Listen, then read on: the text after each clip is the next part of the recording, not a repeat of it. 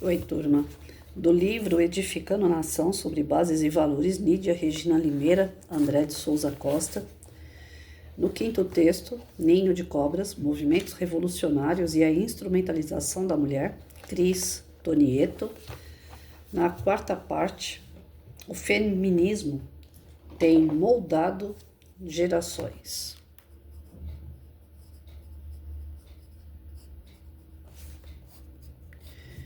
É muito comum ver meninas bradando que não pretendem se casar ou constituir família, que são contra relacionamentos monogâmicos, que são a favor do aborto e que permanecem na pretensa luta para conquistarem os mesmos direitos dos homens. Essa é mais uma falácia do movimento, pois a grande maioria dos países do mundo já prevêem em seus respectivos ordenamentos jurídicos os mesmos direitos aos homens e às mulheres. É o caso do artigo 5º, inciso 1º, da Constituição Federal, que trata da igualdade material ao dizer que homens e mulheres são iguais em direitos e obrigações nos termos da Constituição. O germe feminista hoje parece povoar e influenciar a mente não só das mulheres, mas da sociedade como um todo. Desde o médico que prega o aborto e a antinatalidade, ao pai que estimula a filha para usar preservativo e anticoncepcionais para não engravidar, mas que se abstém de orientá-la sobre os benefícios de se construir uma família de maneira estruturada e no tempo adequado, sob a alegação de que temos os tempos são outros. Ainda no que diz respeito ao avanço do feminismo no mundo, há que se comentar sobre as iniciativas do movimento que produziram efeitos nocivos à sociedade para além do âmbito comportamental.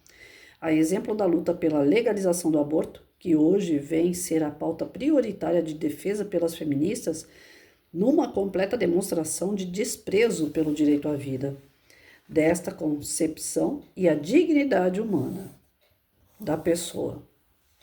Assim aconteceu na Argentina, na Colômbia, no México, no Uruguai, por exemplo. Nos Estados Unidos temos o emblemático caso judicial Roe versus Wade, no qual Jenny Roe, pseudônimo de Norma McCorvey,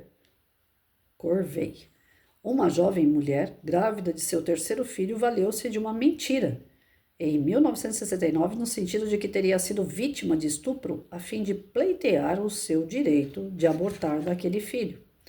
No fim das contas, Norma deu à luz a seu filho e o encaminhou para adoção. Contudo, foi por conta da judicialização deste caso que em 1973 a Suprema Corte dos Estados Unidos julgou o recurso de Norma e decidiu que o direito de a mulher interromper sua gravidez era protegido pela Constituição. Mas, recentemente, em 2022, a mesma Suprema Corte dos Estados Unidos derrubou a decisão de 1973 em uma sentença histórica que considerou que a Constituição norte-americana não faz qualquer referência ao aborto, não sendo sequer implicitamente protegido. No Brasil, o direito à vida é garantido na Constituição Federal, em seu artigo 5º, caput, que estabelece como um dos seus princípios basilares a sua inviolabilidade. Em igual sentido, o Código Civil Brasileiro, Lei número 10.406/2002, dispõe em seu artigo 2º que a lei põe a salvo desde a concepção os direitos do nascituro. Da mesma forma, determina o artigo 7º do Estatuto da Criança e do Adolescente, Lei 8.069/1990, que a criança e o adolescente têm direito à proteção, à vida e à saúde, mediante a efetivação de políticas sociais públicas que permitam o nascimento e o desenvolvimento sadio e harmonioso em condições dignas de existência. Ou seja, a legislação pátria atualmente em vigor não propõe qualquer hipótese de relativização do direito à vida, persistindo, pois, em caráter de inviolabilidade e, por conseguinte, não comportando nenhuma exceção. No direito penal, por exemplo, quando há dúvida quanto à inocência de uma pessoa, aplica-se o princípio de indúbio pro réu, na dúvida para o réu. Então, por analogia, se em situação hipotética houvesse dúvida sobre o início da vida, jamais lhe seria permitido conceber o direito de matar, mas deveria ser aplicado o indúbio pro nascituro, na dúvida para o nascituro. Ocorre que não há dúvida quanto ao marco inicial da vida humana, que, por evidência científica, começa na concepção. Portanto, ao legislador cabe acompanhar o que a ciência atesta sobre o início da vida humana para a garantia de sua proteção integral. Nos artigos 124 a 127 do Código Penal, resta tipificado o crime de aborto, que está dentro do título 1 da sua parte especial, a qual versa sobre os crimes contra a pessoa, e da mesma maneira está dentro do capítulo 1, que trata dos crimes contra a vida. Sendo assim, não pairam quaisquer dúvidas de que, desde o advento do Código Penal de 1940, o próprio legislador sempre considerou o nascituro como uma pessoa humana. Ademais, o Pacto de San José da Costa Rica, celebrado em decorrência da Conferência Americana sobre Direitos Humanos, realizada em novembro de 1969, e tendo sido ratificado pelo Brasil em 1992, cujo teor inspirou nossa Carta Magna, sendo o nosso país dele signatário, assegura que toda pessoa tem direito de que se respeite sua vida. Esse direito deve ser protegido pela lei e em geral. Desde o momento da concepção, ninguém pode ser privado da vida arbitrariamente. Artigo 4º, número 1. E mais ainda, em seu artigo 3, toda pessoa, ou seja, todo ser humano, para os efeitos da Convenção, artigo 1º, número 2, tem direito ao reconhecimento de sua personalidade jurídica. Note-se que o direito de ser reconhecido como pessoa é dado a todo ser humano, sem distinção da vida intra ou extrauterina. Se o nascituro é a pessoa, e isso foi declarado por uma convenção que tem status supralegal, estando abaixo da Constituição, porém acima da legislação interna, acórdão do RE 349703/RS, publicado em 5 de junho de 2009, segue-se que não há lugar no Brasil para nenhum aborto legal, tratando-se esse binômio de falacioso. Ocorre que, infelizmente, no artigo 128 do Código Penal, em grande medida tem sido utilizado como motor da cultura da morte no Brasil. Isso porque o artigo 128 trata dos casos de gravidez resultante de estupro e dos casos de risco de morte para gestantes, situações em que o aborto não é punido, pois abarcado pelas escusas absolutórias. Uma simples leitura atenta desse dispositivo legal, artigo 128 do Código Penal, bastaria para concluir que nele não está contido um direito de abortar, mas tão somente uma não aplicação da pena após o fato consumado. A expressão não se pune, que inicia no caput do artigo, não nos permite ir além. Eis o que ensina o desembargador Ricardo Dipp. Está a cuidar-se das chamadas escusas absolutórias, causas que, excluindo a pena, deixam subsistir, contudo, o caráter delitivo do ato a que ela se relaciona. Vou parar por aqui.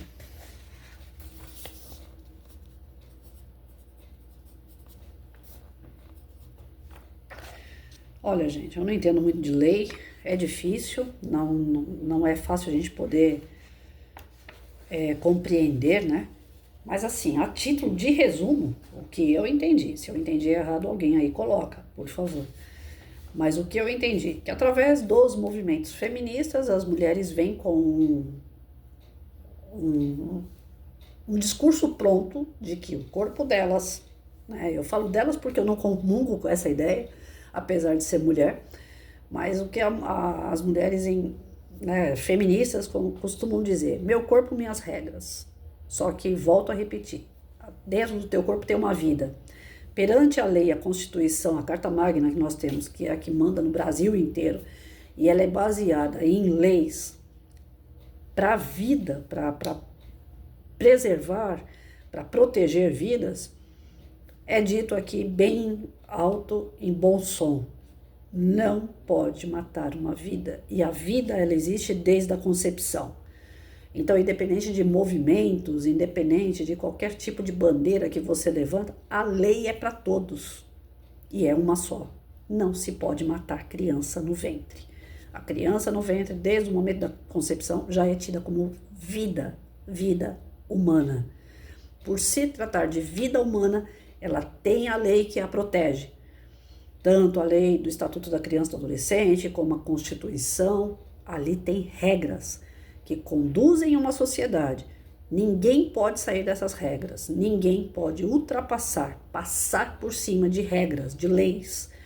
E aí vem os movimentos tentando mudar, tentando moldar, transformar leis em benefício próprio como bandeira de política, né? Esses movimentos feministas estão sendo usados por bandeira política.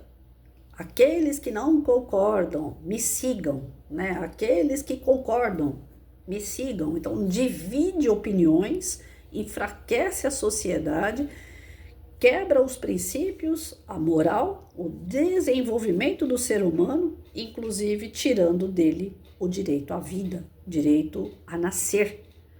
Já pensou? Se todo mundo, ao invés de se preocupar com o seu filho, de você dar para ele valores e princípios aos quais ele vai reproduzir numa nova família, criando ali elos, vínculos amorosos com pessoas aos quais eles vão dividir o mesmo teto futuramente e procriar, continuar a vida. Se ao invés de você preparar todo o ambiente para que isso ocorra, você chegue lá no seu filho, na sua filha e fala: olha, usa a camisinha que eu não quero ter neto tão cedo.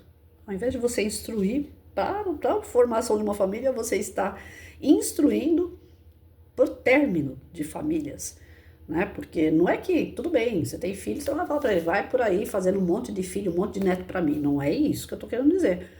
Mas à medida que você instrui mais a questão da camisinha do que a instrução de bases e valores para uma formação nova familiar e continuidade da vida, o que você está querendo com isso? A extinção humana? Porque as pessoas vão começar a ser individualistas a partir do momento que elas verem a questão sexual apenas como prazer e não como procriar, não como continuidade da vida. Então, é nesses pequenos, né, nessas pequenas mudanças de fala, pequenas mudanças de atitude, que são muito sutil, como eu já falei, eles vão mudando, transformando todo um esquema familiar para pessoas individualistas, materialistas, que reclamam do capitalismo, mas vivem pelo capitalismo, e mesmo que dependam do governo, ficam ali sentadas reclamando daquele que prospera, daquele que tem o seu trabalho, daquele que tem o seu emprego, que tem a sua empresa, que está crescendo, né? Fica com aquela bandeirinha do tipo: não aos empresários, mas depende dos empresários para arrumar um emprego. E quando não está lá no emprego que os empresários oferecem, levanta outra bandeirinha a favor do governo, que é paternal demais e que te dá tudo na mão, entre aspas, porque é tudo que o governo te dá e não aquilo que você realmente quer e que você merece e que tem capacidade de ter. Então, olha o emaranhado de situações que eles nos colocam diante de novas ideologias, novas falácias, novas narrativas, quebrando todo o sistema familiar de valores e princípios para impor uma nova condição social mediante aquilo que eles, que estão no poder, querem para nós. Ou seja, cabresto, né? Dominação. Quanto mais pessoas brigando entre si, familiares, amigos, sociedade, pontos de vistas divergentes, que sai daquela conduta de regras, de disciplina de uma sociedade através das suas leis e começam a se marginalizar e começam a, de novo, eu vou repetir o que eu disse ontem, entrando em estado de selvageria. Cada um por si, Deus para todos. Dane-se o outro, né? Se eu matar uma criança, e daí? Qual é o problema? Eu posso, porque afinal de contas, o meu corpo, ela está dentro do meu corpo e no meu corpo eu mando eu. Então, a falácia, né? Essas narrativas de que é para proteger uma criança porque eu não tenho condições de criar ela, é para proteger uma criança porque se eu ficar olhando para ela eu vou lembrar do estuprador, eu vou maltratar a criança. Essas narrativas caem por terra quando você simplesmente diz para a pessoa direito à vida. Direito à vida. A pessoa tem direito a nascer. Agora, ela nasce, você tem o direito de querer conviver com ela ou não. Aí é outro esquema. Aí é outra, você pode doar essa criança para ser criada num outro local. Mas a vida você vai ter que dar. Né? Você tem a obrigação perante a lei, perante Deus, que você tem que procriar se essa criança vier parar no teu ventre ou na tua história. Ocorreu uma gravidez, não adianta ficar apelando. Tem casos, como esse que foi citado aqui, que a pessoa é engravida, não quer a gravidez e ela alega que foi vítima de estupro. Inclusive faz BO, é falso. Se isso for constatado como como que eu posso falar, uma ocorrência falsa, essa pessoa vai ser penalizada, porque perante a lei, ela deve dar à luz. É uma vida dentro da concepção que já é considerada como uma pessoa. E está ali respaldado por lei a garantia de vida para quem quer que seja. Está no estado de concepção, é vida humana. É vida humana, tem que ser preservada, tem que ser cuidada, tem que ser zelada, tem que ser garantida até ela chegar aqui fora. Chegou aqui fora, ela vai continuar sendo assistida pelas leis humanas e pelas leis de Deus, lógico, né? Ela vai ser garantida, né, através do Estatuto da Criança, proteção, zelo, alimentação, educação, né? E isso daí a sociedade toda tem obrigação, não é só pai e mãe. Então, se o pai e mãe não têm condições, essa criança tem que ser doada, essa criança tem que ser, como que fala? Esqueci o nome agora. Quando você pega uma criança adotada, né?